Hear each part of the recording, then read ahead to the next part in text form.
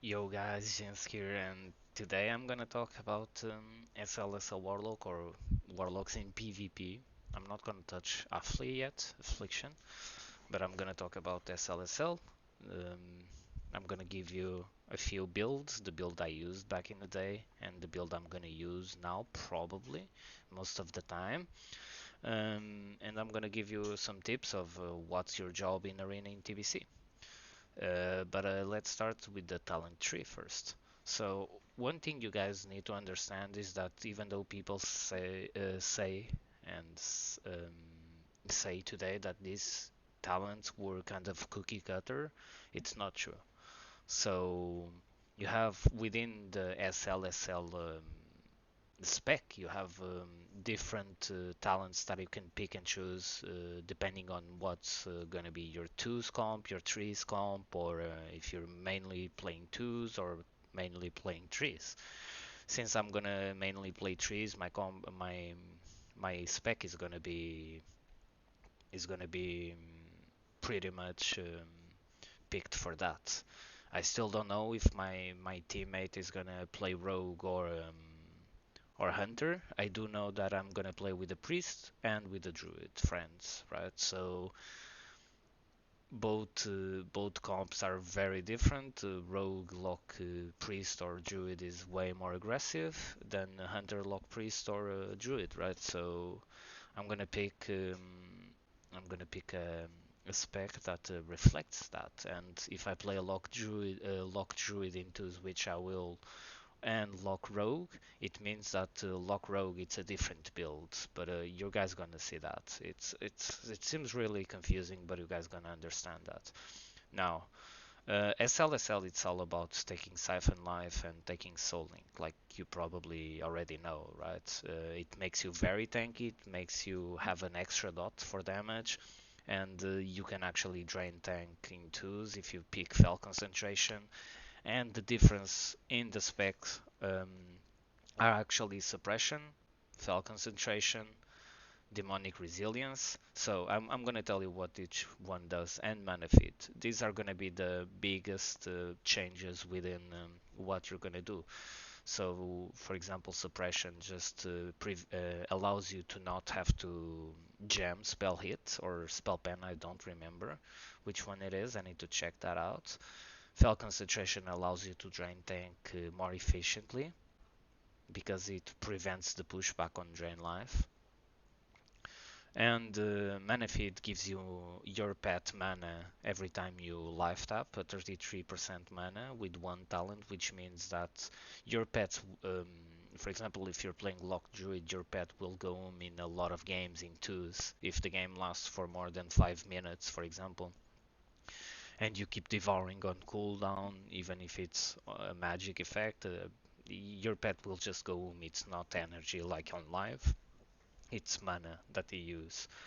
Demonic resilience is good for some comps, against some comps like warrior lock druids or rogue lock druid, where you and your pet will take damage from the enemy warlock, and this just makes them a bit tankier. Obviously, you also get a reduced chance to be crit, but it's not really because of that that you go into this talent. It's mostly because your summoned pet takes less damage, right? And it's 5 per point. And this talent really depends if you like twos or threes, and if in twos, for example, if you're playing with a priest, warriors can actually kill your pet, which means that you want some talents here. But if you're playing with the druid can keep the warrior off your pet, which means that you don't really need this. You can still take 1 or 2 points, but you don't really need this. So first I'm gonna show you my spec. Keep in mind that back in the day I did mostly twos with the druids, and I have a really good pet management. So you always take this. These are our cookie cutter, if you want to call this, and pretty much you always pick this first 24 points. So here you get more stamina, here you get more stamina and your pets as well. Here the the mana it's increased for your pets and for you. Health stone. and Fell Domination, which is not baseline, it's a talent, it's not baseline like in live. And here it just makes it faster because even with Feldom it's still a really long cast, so you need to take the Master Summon here. Here the Mana Ages just helps you to improve your, this is my dog, to improve your Fell armor, so you take 26% more healing. I think with this talent, I'm not sure, but I think it's 26% more healing, which is always good and improves your damage. So here you want to take Demonic Sacrifice because it's required for Soul Link. And here it's where people start to differ, but since I'm gonna show you my spec back in TBC in season 3, by the way, you got to take this into account because of suppression. You pick this, pick this. Now I went into here because improved corruption makes corruption instant. Suppression I only had one back in the day. I had Soul Siphon, I had this, I had Amplify Curse to get Curse of Exhaustion, obviously, improved Curse of Agony. 3 points I think in Fell Concentration, Nightfall, this just allow Nightfall, it's the instant Shadow Bolt. Shadow Bolt actually hits hard in TBC. Grim Reach to get more range. Empowered Corruption to improve your corruption, same with Agony, Curse of Exhaustion, Siphon Life, and Shadow's Embrace. And you have 1 point available. Back then I had 5 out of 5 in Master Demonologist. Now this was my spec back in the day when playing with the Druid. I love this spec because it allows you to drain tank super efficiently with Fell Concentration. And even though I didn't take a point in Demonic Resilience, it was just because I played with the Druid, which allowed me to get pets if I needed without having to cast Fell Domination. My pets weren't really dying even at really high ratings back in the day, so I never felt it was needed for 2s. But in 2s it's where your pet will get more focused. Now, for the for I will guys I will let you guys see what I went for. Now for TBC Classic, since I don't know yet what I'm gonna play, but I'm probably either with a rogue or with a hunter. I'm not gonna be the target, and trees it's gonna be my focus. My tree changes quite a bit, and I'm going this still, this, this, this. Now keep in mind that I might do, if it's for example, I'm gonna do this as if it is rogue lock in 2s, okay? And in 3s. Now I might change at some point as well, right? So I go this. I don't take mana feed because my pet won't go in 2v2, for example, rogue lock. And demonic resilience, it's not really needed for rogue lock in 2s. This is a 2 spec, by the way. I'm gonna show you what I'm gonna pick in just quite a few after this one. I'm just showing you the options you guys have. Okay, and now here, oh, this is rogue lock, sorry. I don't need Fell Concentration because I don't really need to drain tank the game. I don't even have that much time to drain life. And this is where SLSL can be kind of funny and you can test some stuff. Now I can take 2 here and bring this and make it 4 out of 5 if I want to, because of Warrior Druid, for example. I can drain with this. I can drain tank the warrior extremely well. I can go suppression 4 out of 5, or um, I can go Shadow Mastery, 2 points in Shadow Mastery if I want. Right? You have options. Now my spec with the Rogue Lock, it's still gonna be where is it? 1 in mana feed because, like I said, um, I still want to do some trees. I'm gonna take this, take two of this.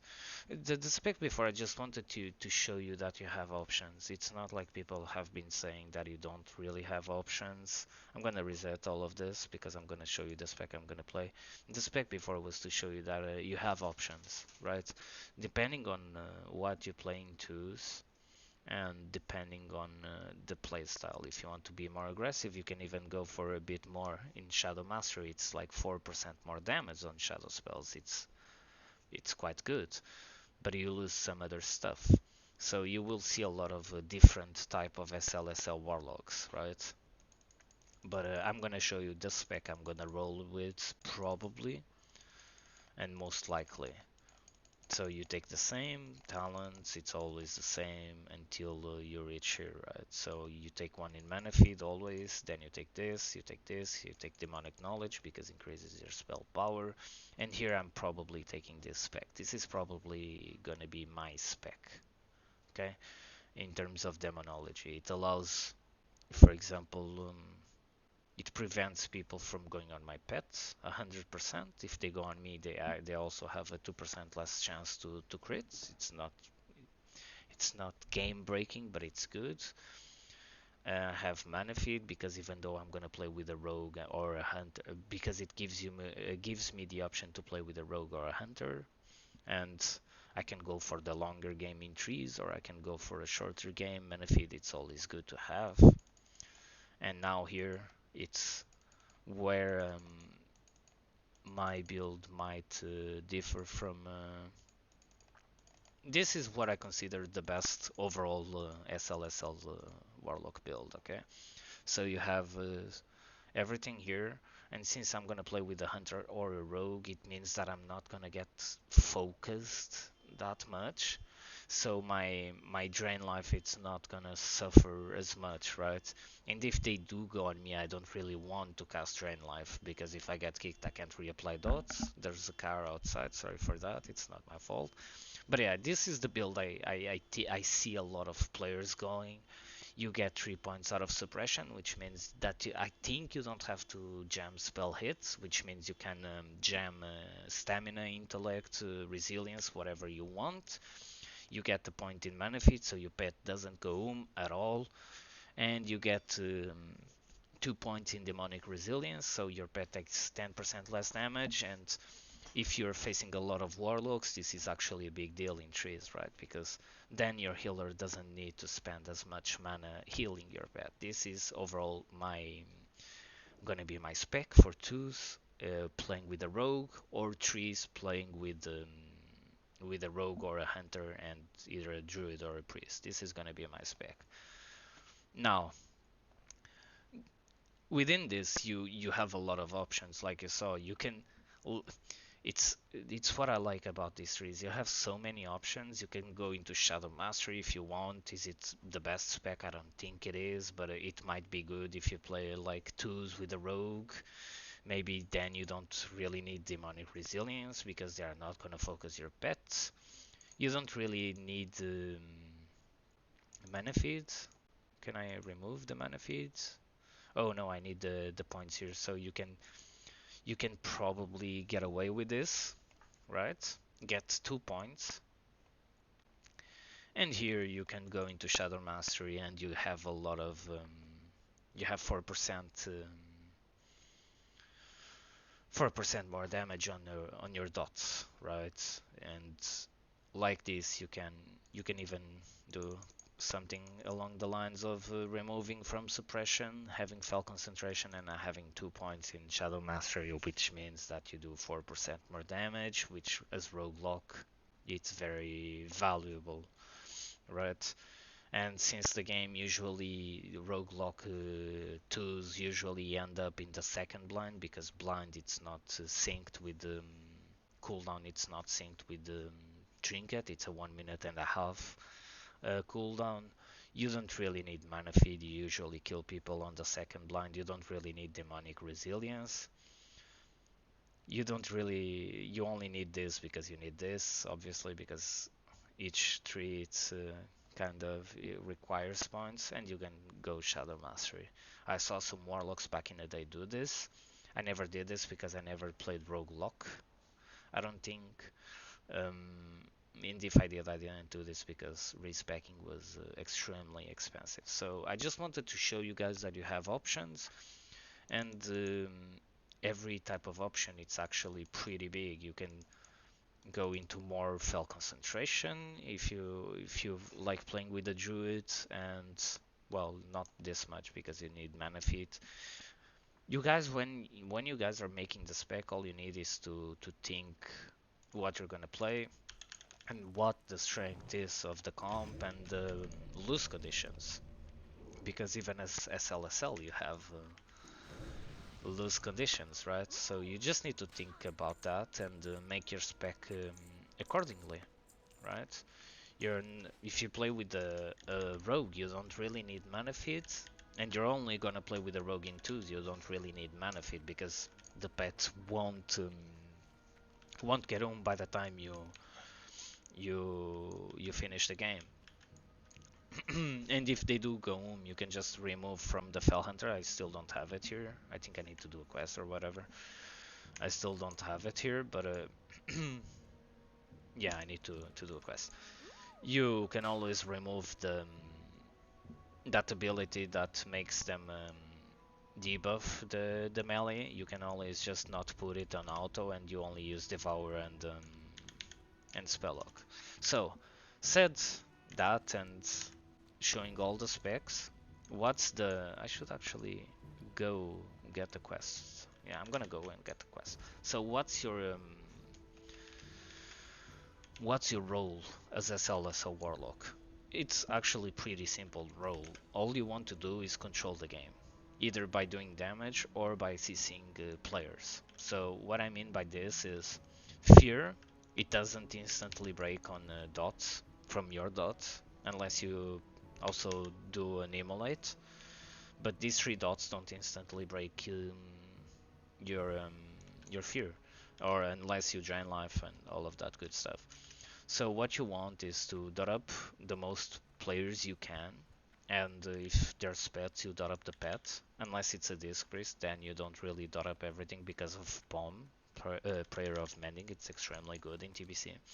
But all you want to do is dot up players and just get the pressure rolling.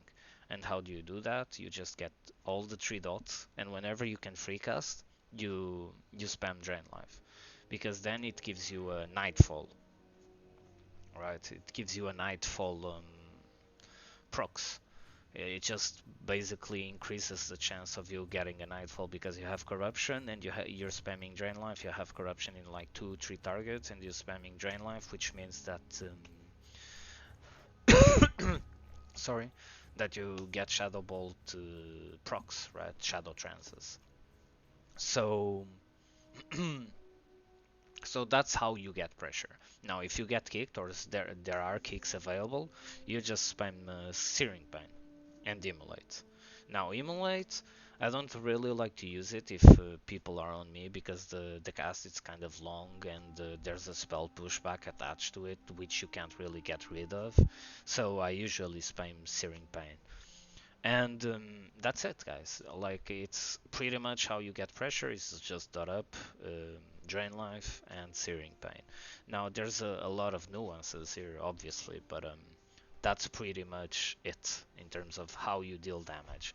Now, the skill of the warlock comes down to when to devour, what to try to devour, and spell locking and fearing. And fear has a 1.5 second cast, which seems really fast, but in TBC it's actually really slow because in that 1.5 seconds, the rogue can actually get a lot of pressure on you or on your healer, or a warrior can get a lot of pressure. It's really not as fast as it seems, and you need to know when to use it. DRs in TBC, Wrath of the Lich King, and even Cataclysm are really important because you need to choose when to fear offensively, so when to set up a kill, and when to fear defensively to stop a kill. And knowing those moments is what make it what differentiates a really good warlock from a decent one, and you will notice that when you play TBC, that some warlocks just spam fear. Like if you go on to live, so warlocks just spam fear. Like especially if they are death row, they just spam fear, spam fear, spam fear. And in TBC that doesn't work like that. If you spam fear, you usually end up in a place where when you need to spam fear, you can't really spam fear because everything is on the R. So your role as a SL Warlock is to set up kills. For example, if you play with a Hunter, you want to get a fear out of a trap. If the Hunter traps the healer, you want to get a fear on the Rogue if the Hunter is being trained by a Rogue, for example, and then set up something on the Rogue or set up something on the healer or the second DPS. It depends. What I like about SLSL is that compared to current live is that you have options on what you want to do. If you want to be super aggressive, and your playstyle will be different from every other SLSL warlock. Like some are really aggressive. I was a really aggressive SLSL warlock. That's why I said I never had long drawn out games because I was super aggressive. I would kill rogues. I would force rogues cloaks in like 30 40 seconds, and then I would kill within 30 seconds. It's just all about your playstyle. So if you want to be more defensive, you play a certain way. If you want to be more aggressive, you play a certain way, and your spec reflects the way you play. And yeah, that's it, guys. Like, there's not much I can talk. I'm gonna make. I think I'm gonna make a movie when TVC comes. It's gonna be called Squan. I'm gonna show the best plays. I'm gonna start streaming TBC, even the leveling process. And if you guys have questions when I start, I'm gonna make my more videos, and I will tell you when I start streaming. If you guys want to follow me on Twitch, there's no point in me linking the channel yet, but I'm gonna try to stream more. And yeah, guys, like your job as an SLSL warlock is to control the tempo of the game, and that has been the job of a warlock since TBC arenas up to MOP arenas. In MOP, it was when the warlocks started to just do damage and not really control the enemy team, and that has been true since MOP, WOD, Legion, BFA, and Live. You just do damage. But in TBC, Rat, and Kata, it's where Warlocks shine because you can do more stuff than just damage because your single target is actually nice, and SLSL Warlock single target it's not shabby at all. It's actually pretty decent. So yeah, but that's it, guys. I hope you liked the video. I hope that I showed some of the talents and what to choose in terms of what you're playing. It really depends on what you're playing, on what you like to play, your play style. There's no there's no cookie cutter for SLSL. And even though it seems really small changes, but for example, not having mana feeds, um, it will be big in some games if you're playing without that talent and you're playing a drain comp. For example, your pet will be on. And that's the kind of stuff that I love about these talent trees, the old talent trees, is that everything you choose it actually matters a lot, even though people for some reason say that back in the day it was cookie cutter, right? But yeah, guys, that was it. I hope you guys enjoyed the video, and I will come up with more videos. Let's see what happens. Peace.